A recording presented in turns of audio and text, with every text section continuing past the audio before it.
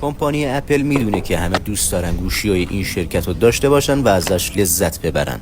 برای همین مدل جدیدی که معرفی کرده یه گوشی ارزون قیمت اقتصادی ولی در حد یه پرچم داره. آیفون SE 4 صفحه نمایشگر 6.1 اینچی امولد با 60 هرتز و 1200 نیت روشنایی داره.